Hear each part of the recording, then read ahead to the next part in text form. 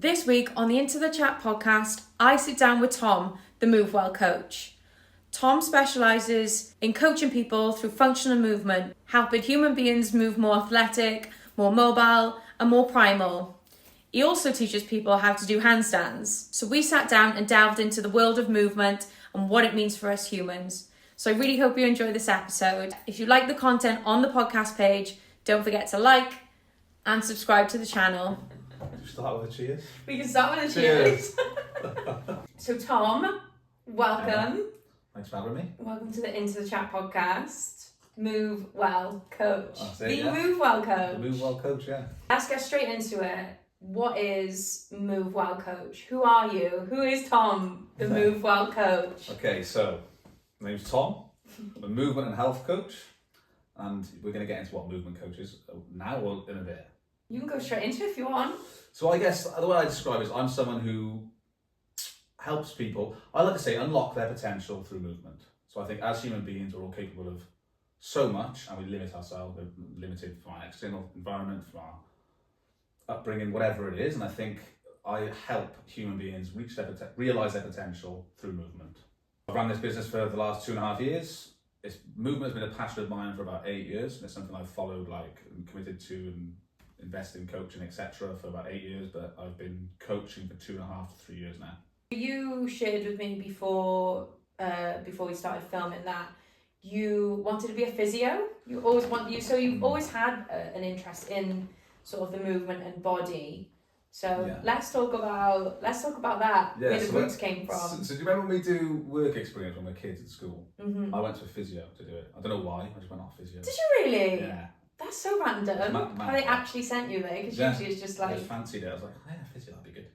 But then, when we're 18, like I was an idiot. I'm probably all idiots at 18, right? Well, I was like, what do you want to do for the rest of your life? Go and do uni. So I went to be an accountant in university, which didn't come to fruition. Anyway, so that's like another story. Then I went on to become a software engineer for 8 years, and that was my job. That was my career for 8 years. So, but like you say, like the physio thing, like I think I had that interest in the human body from a young age, and I was always into sport and things like that. And I was always trying different sports. I played football, cricket, like table tennis. Like I was always interested in just like sports, which you could say is movement, right? Mm-hmm. And then this video of Ido Portal is what kind of set me on this like obsession or passion for movement, and from then it's kind of gone from there. Carried on from there. Yes. Movement is such a dynamic term. So what makes you what is different about the movement that you teach or that you provide or that you're even interested in? It's like really interesting when I try and explain it with words, right? Because like you say, it's sort of broad things like movement. Like, what the hell is that? We can play charades. Right, sorry, let's go. Yeah, 3 words. I did it 3 words. The one way I describe it is like, if you think about like all these different practices, yoga, calisthenics, capoeira, martial arts, they all come under the umbrella of movement. So like all these, for different practices, you need different kind of attributes, whether it's balance, coordination, strength, mobility. And these are kind of the things I'm helping people with, those types of skills, attributes. So for example, a lot of people want to do, a lot of guys that come to you want to do a handstand push-up because it looks cool. It's fucking pretty intense. Yeah, it's a bit manly. It's like quite an intense thing, but they also might need some mobility work because their back's knackered. They haven't done any mobility work. They've just done weights their whole life, right? Yeah. Other people might come to me because they want to do more animal flow or whatever it is. And I think, how do I explain this? What sets me apart from, I think, as you know, with any coach, what sets you apart is your personality, right? Like some people don't like you and some people aren't going to like you. And if they like you, they're going to want to be coached by you. Yeah. But there's loads of coaches doing similar things to what I do. Yeah. I think it's less mainstream than I thought it was, because still people are a bit like, what the hell's a movement coach? Yeah. In my head, I'm like, I thought everyone knew what that was by now. Because I feel a lot of people would think or relate movement coach to a PT.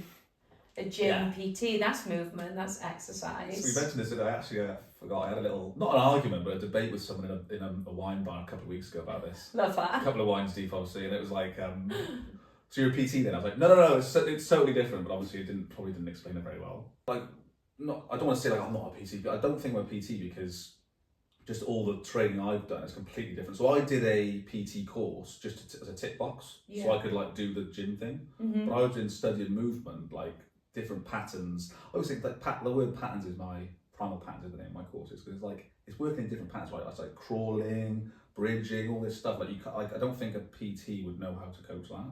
Yeah, so it could be completely different to weightlifting and running. Exactly. But like I had someone ask me the other day, like, what's the benefit to this? I'm like, well, in my opinion, it's way more expansive. So like you're learning new things. So like instead of being like, what's your goal to get stronger? Maybe you lift 5 kg more than last week. But I think people hit a point where they're like, I'm kind of bored now. Like, what's next? Oh, well, this is a movement thing where it's like there's this whole other world I haven't even explored yet. It's like expansive, and I think you like. That's what I mean by experience your own potential, because you start doing things which initially you go, oh, I'd never be able to do that. So well, you can. I can show you how you're doing it right. You're at level 1 now. That when if you keep going, you'll be doing that really advanced thing which looks impossible. And I think it's like moving these different patterns and learning different movements. I always use the example of a baby, right? Like a baby is just a thing that just can't move, That's how it starts. Just a ball of existence. Yeah, cutest things ever, right? But then like it takes all of their energy, concentration, effort, focus to like roll over and finally like push themselves up, and like then it takes another few days and weeks to like crawl. Imagine how hard that is, and like all like the neural connections going on to be built to get that little thing to be done. And as we get to adulthood, we just forget. We're just like, oh no, I'm just gonna sit down and I might go to the gym to keep fit, but like we stop. Like a lot of us stop learning. If we stop learning new things, we're not building those neural pathways anymore. So we're kind of like just decaying. We're not expanding. We're decaying. So I think this is a great way for adults to like keep expanding into adulthood, and like I say, realise their own potential. So you could kind of compare it to when you were explaining it. Then I thought about the difference of running. So if you say to someone, go for a run, in their head they know how to run. Like everyone knows how to run. You know what the movement is. But if you said to someone, do a bear crawl, I feel like a lot of people be like, what's a bear crawl? And would they be able to do it properly? So I feel like maybe that's the difference. It's not your generic, squat, run, press up, like sit up. We all know, like the majority of people know those things. And like those are like quite linear movements, right? You're going up, down. You might go to the side a bit, but you don't really go to the side and press very often. And like by exploring those different patterns, those different ways of moving, even just like I've been exploring a lot recently with like really slow movement. So I was going, you'll see a video coming out on Instagram. So it probably looks a bit weird, really. I'm down the beach on my own, just like moving real slow. Like how many times do we do that? It's quite almost like it's mindful movement. Mindful movement, yeah. It's like connecting to your body, right? Like how many times do we actually connect to our body? People probably just go to the gym and just don't really think about it, just do it, smash it out. And don't get me wrong, I love a hard workout as well, but there's other ways to connect to your body, quieten down the mind, and just like enjoy the body that you've been given, essentially. I went to a retreat a few years ago, and we did mindful movement, and we had to like go outside, and it was the first session that I did. I could not stop laughing, but we were walking like spacemen. Super slow movement, and everyone was barefoot and like feeling the heel to the center of the foot to the toes on the ground, and it was really slow, like when you turn to change direction, and everyone was laughing on the first session. But the next day we did it again, and it was like people started to get like down on the floor and were crawling and noticing like how the body feels when you slow it down and move it differently. Epic. It's like that. You can look at like the quality of the movement. So rather than just like what you're doing, like okay, let's do that, but let's go see if we can do really slow, like you said, or really fluid, like almost like different textures, right? Like I had a coach once who was like, at the end of my set, it was online coach. At the end of the session, it was like, right, now you've got 10 minutes. Pick a texture that can be like fiery, angry, slow, fluid. Where like I pick like a tree, I just move for 10 minutes in that texture, which is quite interesting. Because it's like at first you're like, what? And I videoed myself. I was like, that is, like I said, I'd be laughing. Like, this is weird. But I had 6 weeks of it, so I had to get comfortable with the uncomfortable. Exactly. But I think it's like I say, it's that expansive nature of it, right? Like, I think you seem like a person who would try new things. And God, love a new hobby. There you go. And a new hobby. Like, what do you get from that, right? Like, some of the benefits are unseen. Okay, maybe you crack a first handstand, but it's like It's not actually just the handstand, it's what you learn along the way. Yeah. Because only 1% of people can do a handstand because it's fucking hard. Yeah, it's hard. People give up because it's shit. It's boring, it's frustrating, but it's really satisfying if you get it in the end. Yeah. So, the perseverance and yeah, like just the journey to get to that point. Exactly. There's only few people who like go through the like break through that point of like no return where it's like, am I going to continue with this because I can't see any. I don't. We all want everything quick fixes, quick results, right? Yeah. We all around us and think it's there tomorrow. I started this handstand course. Like, why can't I do it yet? Yeah. You know what I mean? I started running for a week and I haven't lost any weight. Yeah, exactly. I mean, you give up. Yeah. Where was the point in your sort of journey? So you said that you'd gone to uni, you'd gone into different jobs. What was the point that you really sort of delved into movement, like that tipping point for you? Yeah, it's got to be there. So definitely my time in Brazil. To be like, before that, I think I just invested in my first online course. It was quite expensive as well. I remember thinking, I had to save aren't they just? Yeah. You know, I just invested in that. So I was training 3 hours a day, like really intense work, but I was loving it. But at the time I was a software engineer. I was 25, so I was probably partying and drinking a bit too much. But I probably calmed it a little bit down by then. But anyway, me and my friend planned this trip to South America. So we're going to start in Peru. We're going to go all the way out to South America. It all planned 6 months. He went out to Peru early. I went to meet him, but I was late for some reason. Anyway, I spent loads of my money beforehand. Got there, we spent loads of money in like the first 2, maybe 3 weeks.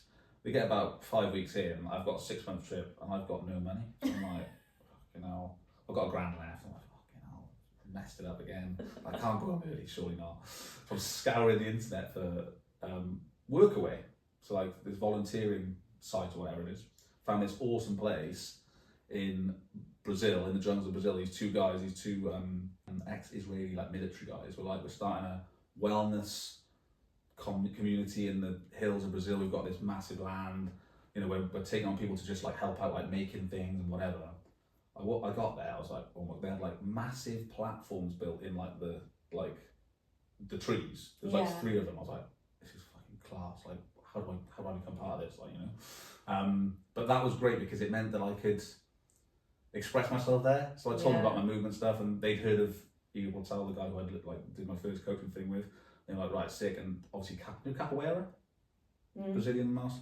That's quite rife there. So there's that going on. But it's like, I was running around the jungle, basically barefoot, like on these yoga platforms, like doing like my movement stuff. Like that was like the peak of my life, I'd say. Little Tarzan. Yeah. Chopping down trees at one point. Not very well, but...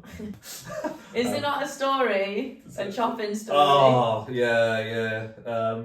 So basically, it was very cowboy what they were doing. Like, right, we're going to sand down all these bits of tree we've cut down and make little, like, sitting blocks. Just like cubes that you sit on. So, right, Tom, have a go on that, get the saw. Never used an electric saw. I think I had a pair of goggles on and a pair of tiny shorts like this big. No shirt, because they're like, yeah, all right. I was doing all right for a bit. I was obviously a bit like tired and a bit hungry or hot, whatever. I went to sand say I've done like 20, 30 blocks. I went to sand a block and it jumped and sliced across my leg and it cut my shorts off right next to my crown jewels, basically. And it cut in my leg and I just sat down. I was like, oh my God, I was nearly it. But luckily I didn't, have to go to the hospital, so that was good. Yeah. But that was it was quite like that. It was quite like, there's not like health and safety. Just sand the block, mate. Yeah. As if I knew what I was doing. But if you think back to, like you were saying, primal movement, primal living. Yeah. If we go that far back, there was never health and safety. Exactly. There was never any rules. People just did it. Exactly. They just learned it. But yeah, that was the reason why I brought that up was because that was kind of where I guess different way of living, different way of thinking came into play, because we'd have all sorts of people. We had like men's mindset coaches there and things, but like quite young ones actually, like I was essentially. Breathwork, meditation, cold plunges, all that sort of stuff was happening there. Although then I did 6 months there, came back to the UK, crashed back to reality of like, oh yeah, God, how was that? Because I went through a similar transition from going from a hippie commune in Portugal back to Wales. Yeah. So yeah, how was your When I think back to it now, it was like it was savage. But like actually, like my mates were all there. So I think I just disguised it with like going back to like getting wrecked. I lived with one of my best mates. We just had parties all the time. Like, do you know what I mean? You kind of just disguise like that part of you. But I ended up going back there for another 6 months to do another retreat. Oh, okay. So I was always like kind of there or thereabouts, and I've dabbled in like my own practices, meditation, things like that. But I don't think I properly plunged in. I was like, did my toe in, enjoying it, then coming back out, going back to the old life. So it's very much like new life, old life. Do you know what I mean? Like a split for me. It's such a strange space to be in, I think, when you come from those environments, and like I lived with, in the middle of nowhere. We didn't have telly, we didn't no more shoes, everything was homemade food, everything was built. And then I remember when I flew back without shoes on. And the air hostess asked me if I'd lost my shoes. And I was like, no, I just don't have any. Because that was so normal for me. Yeah. And then people were like, everyone was like... Wondered if you were okay. Oh gosh, she alright? Kind of like with a backpack and just come like skipping off the plane. It's obviously good for us. I think I told you though, like my kind of general run, someone said to me in Brazil, because I was like running around the streets with a barefoot, and he was like, I think I might have got glass in my foot or something happened. He was like, why are you like barefoot now? And I was like, oh, well, we always run my barefoot. He's like, yeah, but like this is like concrete. There's like dog poo, glass, concrete. So now the rule for me is like, whenever there's nature, grass, sand, whatever, barefoot. But if I'm like walking around the streets, I'm like, yeah, I don't know what these streets have got on them. Generally. And then my philosophy is like, if I stand in dog poo, I'm like, it's easily clean. You would rather be barefoot, to be fair, yeah. Yeah, rather than it getting in all the... That is valid. In all the tiny bits of my shoe. That is valid. Just literally wipe it off. Good philosophy. So you walk around here barefoot? Yeah. Is it? Yeah. Have you had any cuts? Glass? Yeah, I actually had a really bad one last summer. I was in work and I didn't wear shoes to work, and there was a bit of, I was emptying the bins, and there was like a bottom, say, of like a whiskey tumbler. Imagine the top of a whiskey tumbler smashed off. I didn't see it, and as I picked up the bag, I stood on it. Fuck. And as I picked my foot up, the glass was stuck in my foot. That's actually potentially better in a way though, right? And I was like, oh. So, and then me being me, I was like, pulled it out, and the blood. Oh, it's in there, yeah. Yeah, the blood was just, it was awful. But then I was like, oh, I'll just clean it, hand sanitizer, glue it all back together. And I was in so much pain for about 2 weeks. Struggled to teach, it was awful. Yeah. It wasn't very nice, but it hasn't really put me off. It hasn't put you off? Certain environments now. Yeah. Never empty the bins. Yeah, put some shoes on to empty the bins. Yeah. So if we fast forward to current day, so where are you, where do you work from now? Where are you based? Is it online, in person? Yeah, so that's a good point. So now I'm a hybrid of online and in person, I'd say. So yeah, started the coach. Basically, I was like, finally took the plunge. I was like, right, I've got all this movement knowledge. I love it. Let's turn this into a job. Let's go. So I launched the business. Didn't launch it in COVID. What an absolute shocker. What? I've had loads of clients in COVID. Didn't get a grant from COVID. No. It was in like the bodyweight movement, right? Do it at home, do it anywhere. Sun's out. I could have started then, couldn't I? Like, yeah, I didn't start my business in that time either. Missed the trick. We'd be millionaires now. Oh, well. So yeah, now hybrid. So I came up with a mantra for myself the other day. Don't be afraid to run before you can walk, but don't be too humble to admit when you've got to crawl again. So I'm always crawling now, because I went, right, I'm going online, I'm going to go to Bali, I'm going to do all this, I'm going to set the business up, and it'll all be fine.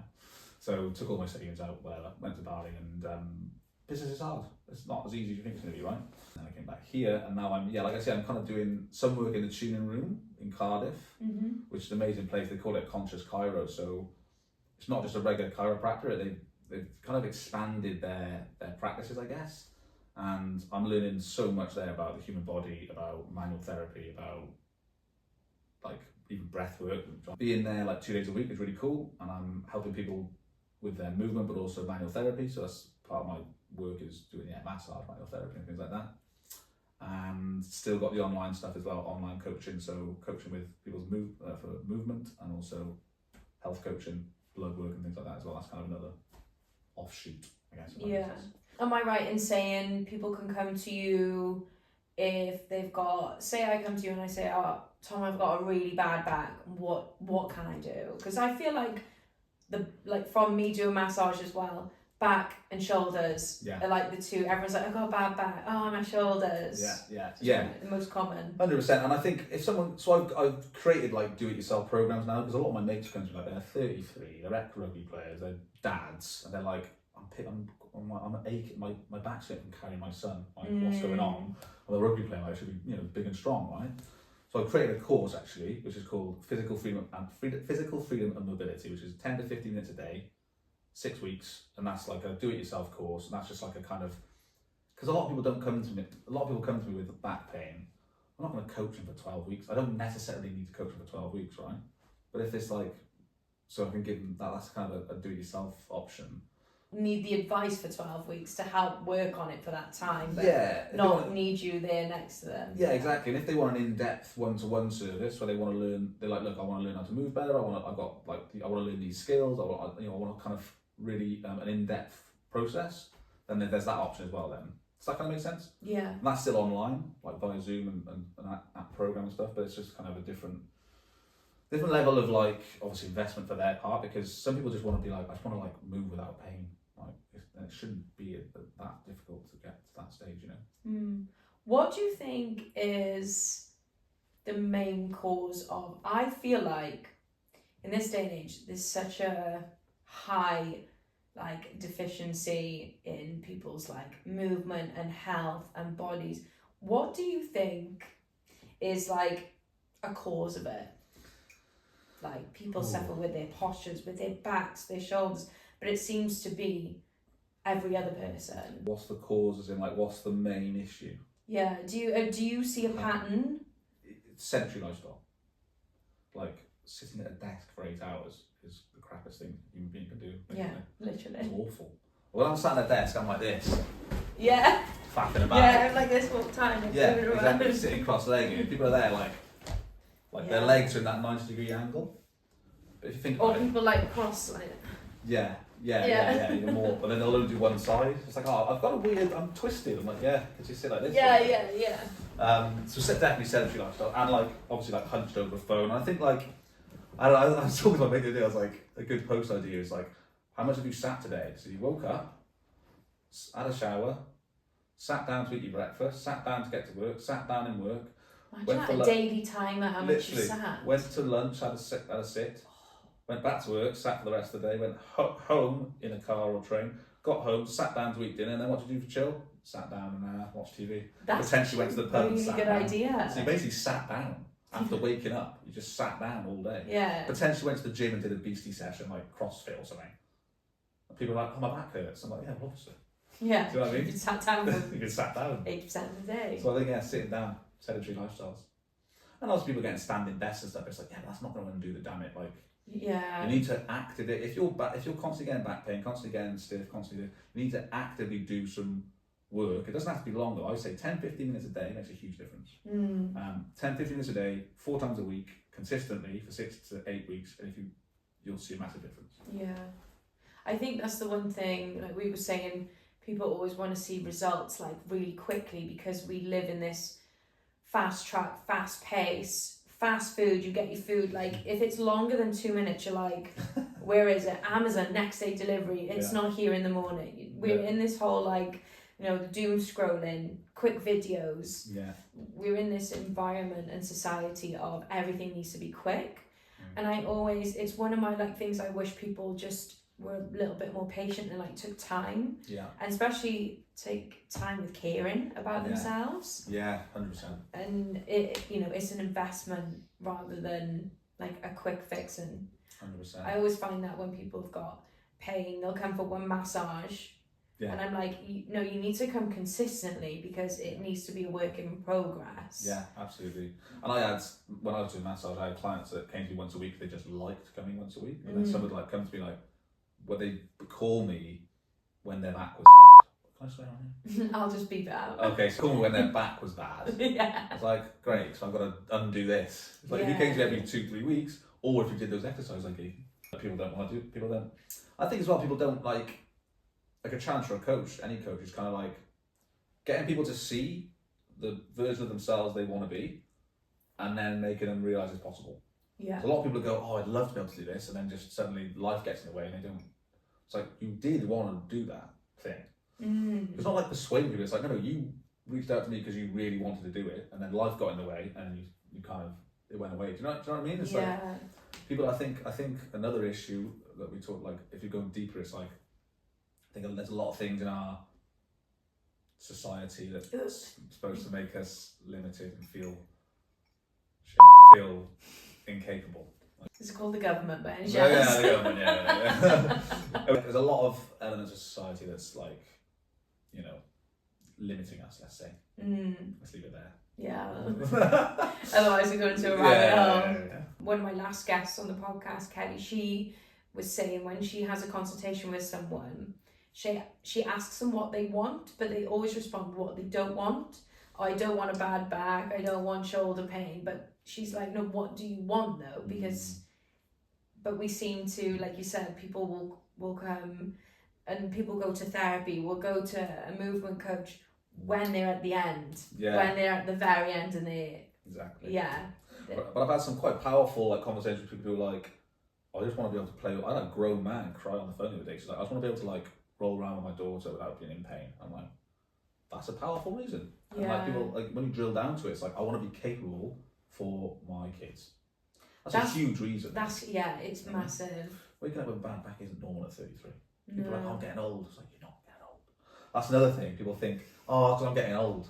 Yeah. I'm moving better now than I did when I was 25. Yeah. So what you want about? I'm the same. Do you know what I mean? So and they say, oh, it goes downhill when you're 30. I'm like, it's gone up. Yeah. I'm like up Everest now. 100%. Yeah, I'm like looking down at 20-year-old Emma like, wow, it gets better. Yeah, exactly, yeah. Keep going, girl. Yeah, I think the children one is a massive one.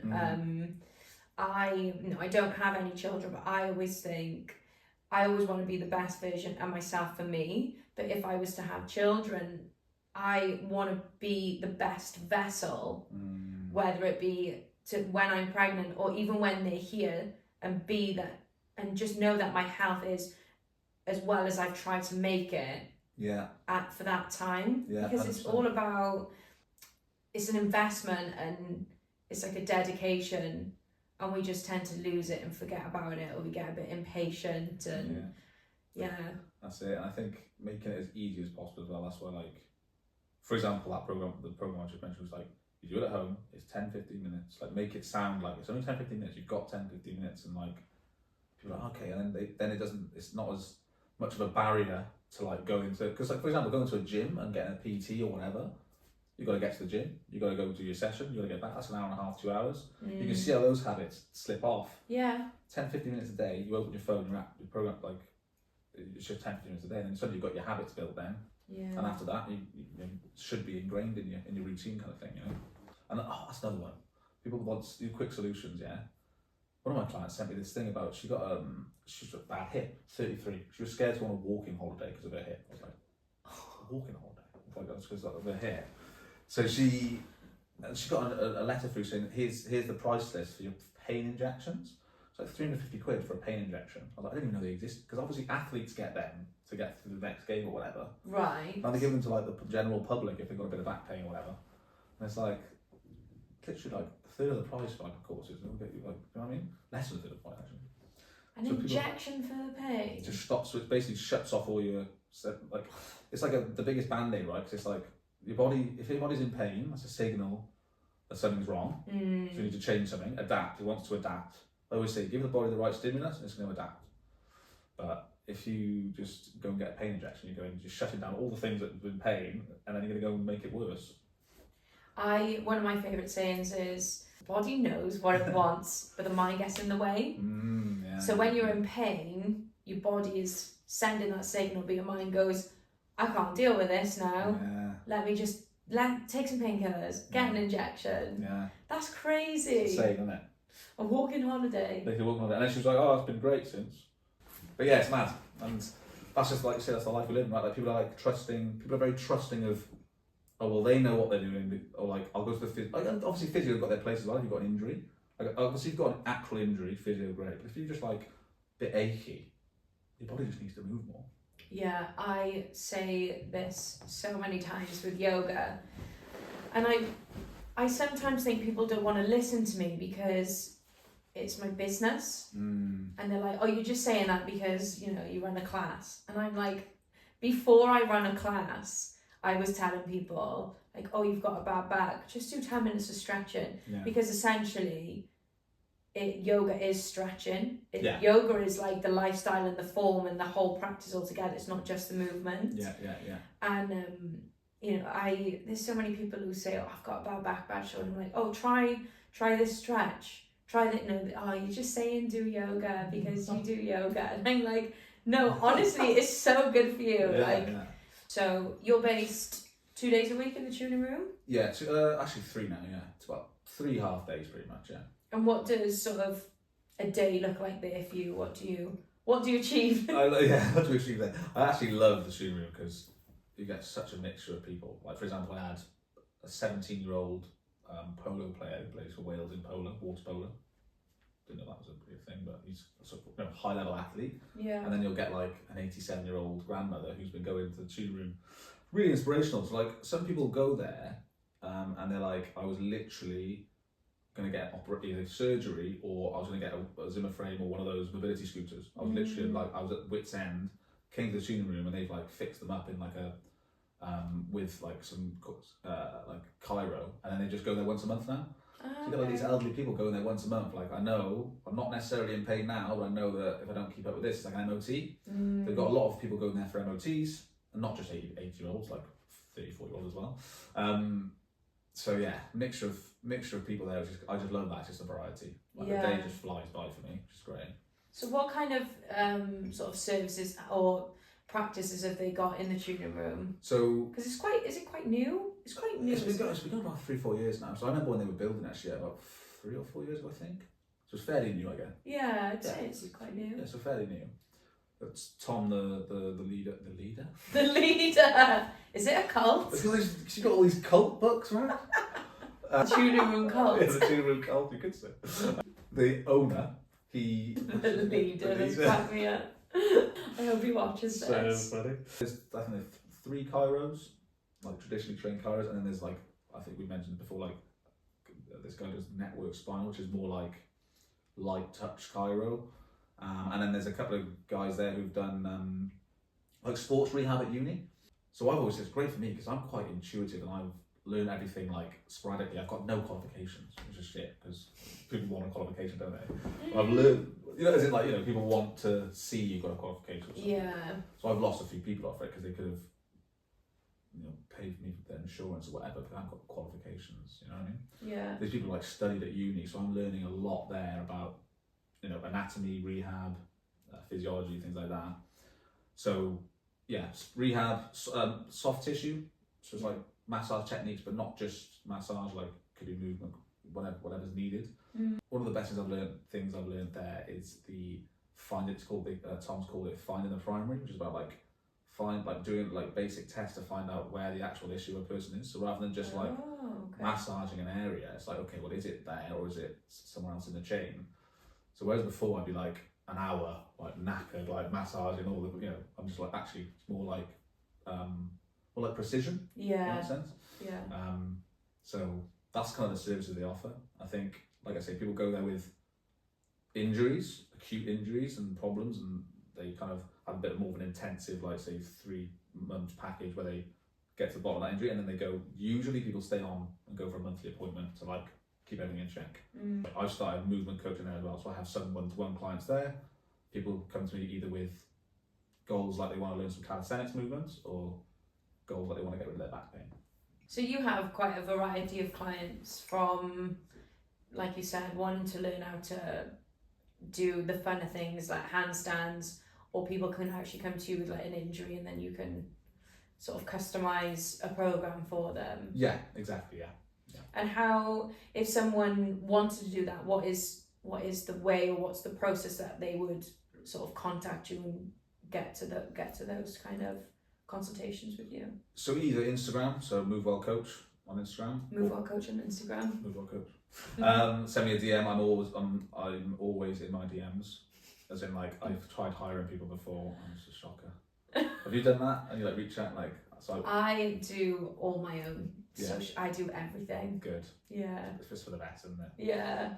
It's 24 hours, but yeah, it's quite hectic, but I haven't got to rely on other people then. I just like, if I ever paid someone to write messages, I'd read them back and I'd cringe so hard. I'd be like, oh no, I wouldn't say that. So I have to like stop doing that. Yeah. So if anyone reaches out to me on Instagram, I'm the person answering that. If anyone's near Cardiff and they wanted to go down the tuning room, I actually offer a free movement consultation. So people just come down for 30 minutes, talk about your goals, lifestyle, what you want, and go from there. But if people are a bit further out, that's where the online coaching comes in. So most of my clients are online, like Australia, like around the world, wherever. Yeah. But now I've got a little base in Cardiff. It's quite nice. I've got a mixture of. Yeah, nice. Sometimes a lot of people I know, I'm very similar. I like in-person stuff. Mm-hmm. I really struggled. So when COVID was a thing, I tried to teach yoga online. What a thing it was as well. What a thing. Yeah, no, I know. Another rabbit hole. Yeah. I tried to teach yoga online because I was teaching a class, obviously that got cancelled. But I just find it so disconnecting, and people were like on Zoom and they all had their cameras off. And I was like, are people just sat there with a cuppa watching me like stretch? Like, yeah, pretty good. Yeah, and I just find it so disconnecting. I get the online stuff works for a lot of people who are busy and, you know, need, like you said, that quick like 10-15 minutes like on a screen to do it at home. But I know there also is a lot of people that prefer that in-person service. It's quite nice that you have a base for that as well. Yeah, 100%. And I was kind of always like, oh no, I'm gonna be online, everything can be online, but actually like I'm a people person as well, so it's like that in-person touch is good for me. And it's for the perfect balance. Like I say, three half days and the rest is online. It's good. Yeah. To be fair, you could like, if you're the type of person who can do things online and do things, you know, once you've got the structure and the guidance, you can get results quicker because obviously you get more sessions. But yeah. So depends what your goals are, depends what type of person you are, I think, as well. Is there anything that you want to delve into? What is in this podcast or in real life? In the podcast, in real life? Where's the Movewell Coach going to? Where's your vision, your future? What is ahead? So I've got there's a few things I want to do. So for example, I definitely want to start doing retreats, but I don't necessarily want to be like, oh, it's a Movewell Coach retreat. I'm thinking like a sick, like health retreat. Like I just put retreats on my vision board for this year. There we go. Maybe there's a little collaboration. Yeah. But I think like stronger together, right? Like yeah, you get a definitely. few different people, Jonathan Breathwood, maybe whatever. Like I think that's how I kind of see it. It's like just getting cool people together, just do cool stuff, not formal like thing. I think keep it quite casual, keep it quite. I should know this really quite quickly, shouldn't I?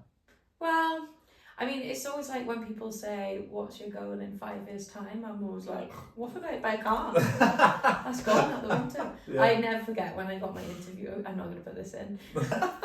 I also think my goals change because, like, you know, I want to have a sort of a thriving online platform with like people coming in. Like, I want this to be like an element of people who come and do my courses, seeing the benefits, and there's not as much interaction. But there's also like, you get your one-to-ones. I think for me, I like just novelty. So bits in the tuning room, online, retreats, just mad stuff. Traveling. Yeah, I'm a bit like that, bit of everything. Yeah, a bit of everything. Yeah, I think it's always changing. Like, I actually said this the other day to my partner, I'm doing life in 3-month blocks now. So nice. Like quarters. So like. Yeah.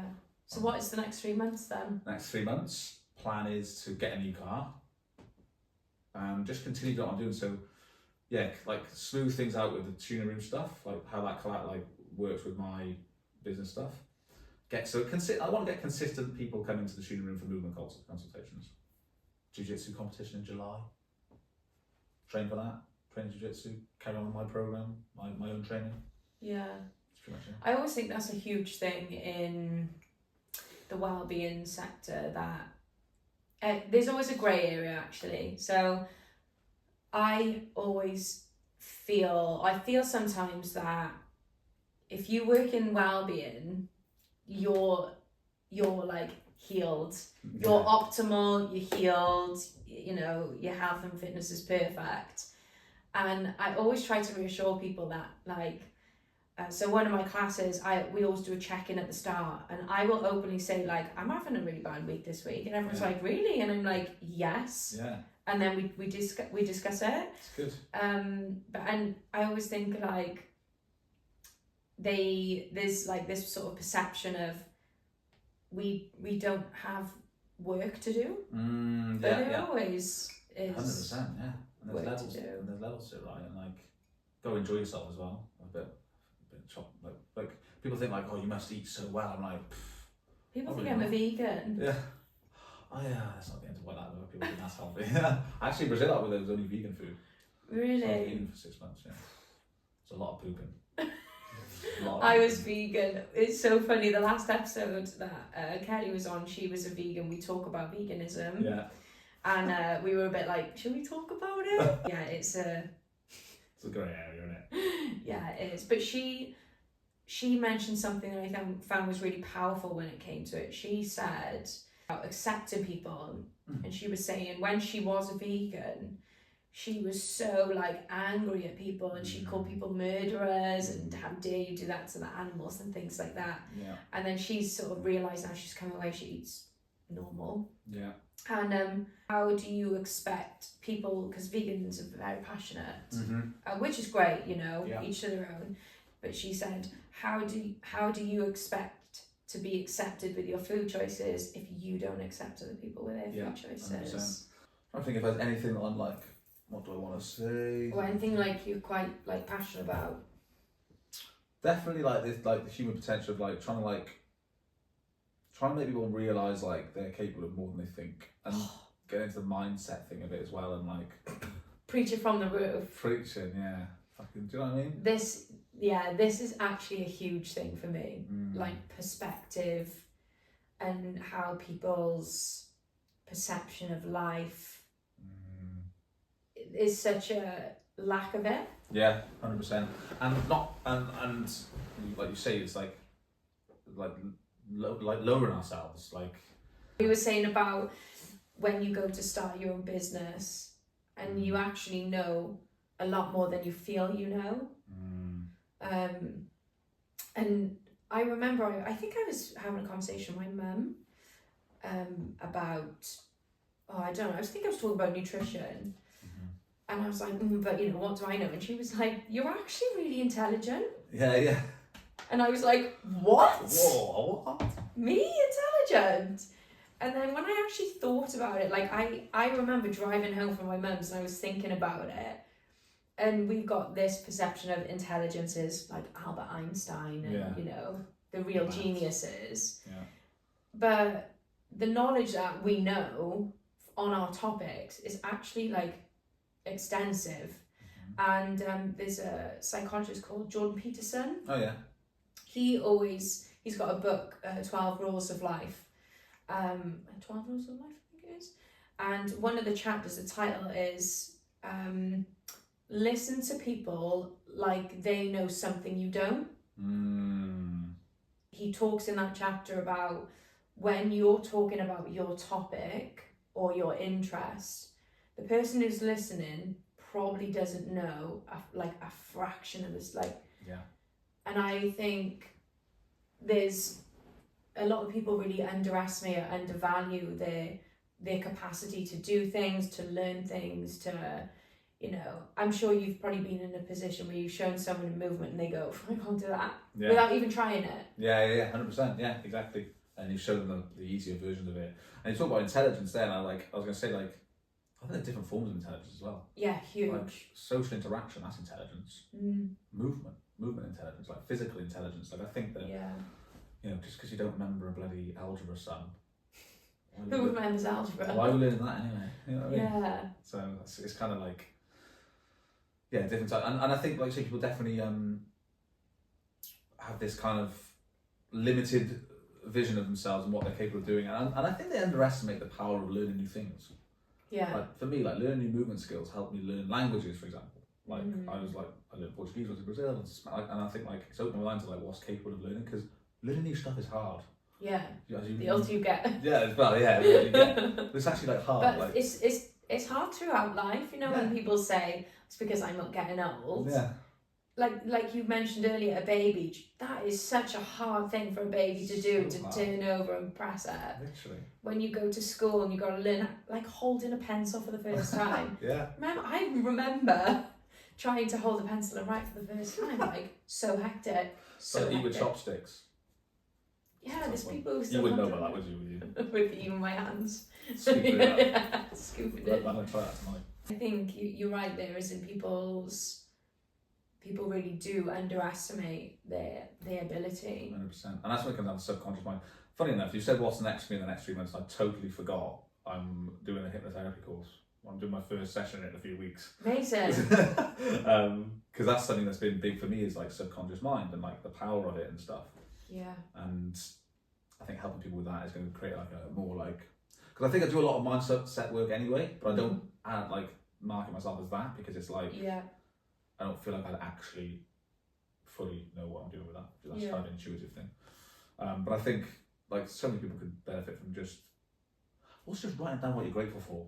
That's changed my life the last 6 months. Yeah, same. Every day. I'm huge for gratitude practice. Mad, eh? Instead of being like, oh, they didn't sign up, or oh, this thing happened, it's like, oh man, way more like your perspective on life just completely changes. Yeah. That's a simple thing. Everyone's got time to write. Or even just, so my gratitude practice, and it's so funny, I've got a really funny story to go along with it. So when I cold dip, I always have like 20 seconds before I go into the sea, and I'm like, I'm so grateful for this experience. And then like when I go for my swims, and this is why loads of people say, oh, I'd love to go for a dip with you, but it's like my time for myself. And I love that people want to come, and I always want to bring people in, but I'm like, it is the only time my brain is on one level and it stops. And I practice gratitude when I'm in the sea, because it helps not think of the cold. So I'll swim and I go, I'm so grateful that I can move my body in this way, like, and I start shouting, I'm like, look at me, and I list like family and people, and like, I'm so grateful that I bought that food shop yesterday, I can't wait to cook later. And there was one time I was down at the local beach doing a dip, and a guy, I didn't realise, I was just like flowing, having a gratitude practice, and like throw up my arms in the air. This is the best time, like I'm so grateful for this space. I turn around and this guy is shouting at me, coming into the water. He thought I was drowning. He literally thought I was drowning because I was shouting and like splashing, and he was like swimming style as well. And I was just like and he literally was like, I'm coming, you okay? And I like, it kind of came out my little bubble and was like, looked around and I was like, oh my god, no, stay there. He was like, you okay? What, he was fully clothed? Yeah, literally like, that's lush. Come in, and I came over and I was like, oh, I'm alright. And he was like, you were shouting and I saw you were drowning, and I was like, oh my god. I was like, I'm so sorry. What a legend though. And he was like, luckily he'd come into like his sort of trousers, because I was like, came out, he was like trying to come through the water. Oh, that's amazing. So I ended up coming out, I sort of went up to the beach with him, and I like hugged him and was like, I'm so sorry I give you that fright. Yeah. And I was like, but I'm so grateful for you, because not many people would have done that. Yeah. And added to your grateful log as well. Literally added to my gratitude list, and he was just like, bloody hell, love. He was just like, I thought you was drowning. He was like, oh, but as long as you're alright. Oh yeah, like with we train, we go to the body, we know we need to train our bodies, but we don't often train like things like that, do we? Yeah, we don't. Our minds to be grateful for what we got, which is great. It's a miracle what you're here, you know. I think it's like 1 billion to 1 chance that you were even born or something, with like the thing that goes on. Yeah, I know. Like even sort of like mindfulness and meditation, people think they're these really like huge obstacles to overcome. People say like, I haven't got time to meditate, and I'm like, take 4 breaths in, 4 breaths, like just do that 4 times. You've literally done meditation. Literally, yeah. I'm shit at meditation. It's like, you can't be shit at meditation. That's what someone said to me, like, you can't be shit at meditating. You can't be bad at meditating. You just sit there and like, whatever happens, happens. But keep doing it. And people go, oh, my brain is too busy, and I'm like, that's fine. Yeah. Listen to it. Yeah. Actually sit and listen to what it's got to say. Literally. We do that for days and days and weeks. Yeah. It's like, what the hell am I talking about? Let's be quiet. And again, if we go back to that sort of primal state, we didn't have all these external distractions back, years and years ago. So people were very in the moment, very mindful, very demure. Yeah, exactly. Yeah. Well, that would have been their natural state. Yeah. Isn't it? You touched on something there that would maybe a good thing to share is like, I'm a big proponent of what I call a micro session. So it could be 5 minutes of movement while you're waiting for the kettle to boil. 5 minutes of meditation with your eyes closed while you're driving. Silent. Turn the radio off and think, I'm going to just list 10 things I'm grateful for while you're driving. Yeah. And like incorporate it into your day, and like people don't realise like the cumulative effect of those things over time like expands massively. So you asked me what I wanted to share, and that's that. I'll leave it with that. Yeah, so nice. Little 5-10 minutes of movement, well-being, gratitude, things like that goes a long way. I'm a firm believer in the micro tasks, macro achievement. Like you could take that time, Yeah. just before you get out of the car. Yeah, gratitude. Take 3 days, especially for a stressful day, right? Take 3 deep breaths in the car before you go into your family or your partner or whatever. Yeah, helps regulate your nervous system to then be able to come to the next task. The next thing. The next obstacle in life. Yeah, and then you take another 3 breaths. There you go. Anything else? No, I reckon that's it now. You reckon that's it? Yeah. Do you? Yeah, I do as well. Alright, cool. We smashed it. Smashed it. Do we do high five? Yes! Yeah, that was aggressive. Jeez. Loved it. From the elbow forward. Yeah. If you like the content on the podcast page, don't forget to like and subscribe to the channel.